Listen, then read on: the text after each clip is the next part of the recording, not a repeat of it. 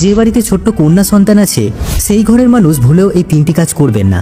এই কাজগুলো থেকে কিন্তু আমাদেরকে দূরে সরে আসতে হবে। কন্যা সন্তান কিন্তু অনেক দামি জিনিস। যে ঘরে কন্যা সন্তান থাকে বা সর্বপ্রথম সন্তানটা যখন কন্যা সন্তান হয়, ওই বাড়িতে সৃষ্টিকর্তা বৃষ্টির মতো খুশির দিন ঢেলে দেন। কিন্তু অনেকেই আছে কন্যা সন্তান হলে অখুশি হয়ে যায়, অসন্তুষ্ট হয়ে যায়। বাচ্চা যদি ছেলে সন্তান হয় তাহলে সাথে সাথে পুরো এলাকায় মিষ্টি বিতরণ করে, আর কন্যা সন্তান হলে মুখ বেজার হয়ে যায়। একটা কথা মনে রাখবেন, আপনি যার গর্ভ থেকে এসেছেন তিনিও কিন্তু একজন কন্যা। সুতরাং মেয়েদেরকে কখনো ক্রিটিসাইজ করবেন না, তুচ্ছতাচ্ছিল্য করবেন না। তাই যে বাড়িতে কন্যা সন্তান আছে তারা অবশ্যই সতর্ক থাকবেন আর মেনে চলবেন এই 4টি কথা। নাম্বার 1, কন্যা সন্তান অনেক দ্রুত বড় হয়ে যায়। অনেকে কন্যা সন্তানকে পরপুরুষের কোলে উঠতে দেয়।